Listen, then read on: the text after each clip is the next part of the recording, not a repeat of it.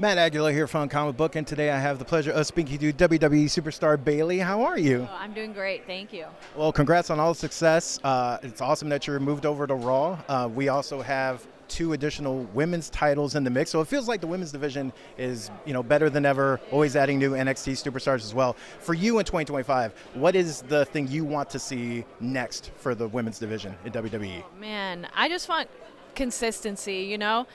We struggled a lot with the women's tag team titles, having the consistency of being on shows and tag teams to participate in matches, and now we're kind of getting in the flow of that with, Bianca has held both those titles with both partners so well, but I just want to see the same with the women's intercontinental, with the women's U.S. championship. Consistency. I want to see girls pushing themselves to get to that next level. I want to see other girls getting opportunities, and I want to see those titles on pay-per-views. I am blessed to be able to speak to WWE superstar Natalya. How are you? Hey, I'm good. Thank you so much for having me. Oh, of course.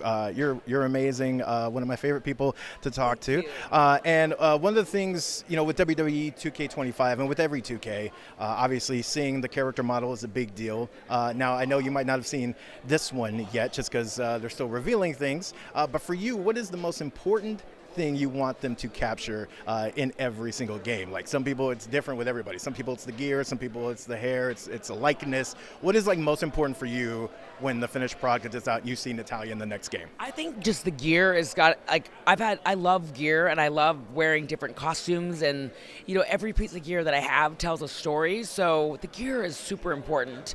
And I love when you see it come to life, and there's always a story behind the gear, behind the artist that makes the gear, because I work with several different seamstresses. So the gear is so special, and I just love, they get all these little details just right. They're amazing. They're magical. It's always cool too to see online when they release the sketches and the designs, and you see what started and then what it became in the ring. It's always a super cool thing to see. What's your favorite? Do you have a favorite Rumble gear of the past? Because My favorite Rumble gear was the one that I wore last year. I was number one last year, so I opened the Women's Royal Rumble last year at 1, which was so special, and I was wearing this beautiful white gear with this special coat that was custom made for me by the lady that made my dad's original Heart Foundation gear. And then it had a train, and it was just I felt like I was just Beyonce walking out. And it was I loved it. It was so special. I just loved everything about it. You've also been, you crushed it during your NXT run not too long ago, doing some amazing work there with some up-and-coming people that we're going to see on Raw and SmackDown sooner than later, most likely. What did you kind of take away from that run for you? Because you got to work with a lot of different people. You got to work in a lot of different matches as well. I think for me, I love what they do at NXT. I think Sean, really, I hate to say it, because, I'm part of the women's division up on the main roster, but the way Sean books the NXT women's division, there's so much inclusion. I would go there and I was feuding with Lola Vice, and I would look at the run sheet of all the girls that were on the show, and there was 20 women on the show. And he finds a way to include them all, and he finds a way to keep them all in storylines, because the matches are fun, but the matches don't mean as much if there's not a story there. There needs to be stories that make people want to see the match. And so he always did he does a great job with letting the girls tell stories and building up characters and making it exciting, so that when you finally see the match between Natty and Lola, the first ever women's underground match, it's exciting. It makes you really want to watch it. Now, another exciting thing is something that's been talked about for a while, which is certain Jordynne Grace has been talked about in a versus Natalya match that many have wanted to see happen. And lo and behold, Jordynne Grace being part of WWE and all of that.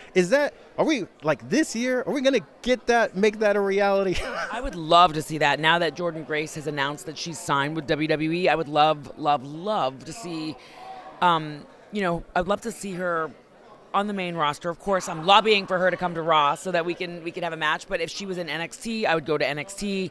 If she was on SmackDown, you never know. I could fight with somebody to get over there.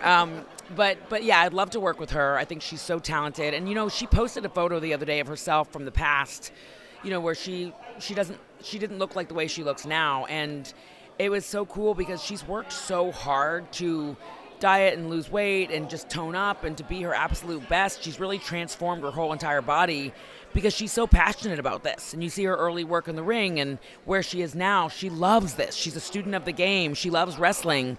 And I think every person that she competes against, she brings out their best work. So, yes, I would love to work with her.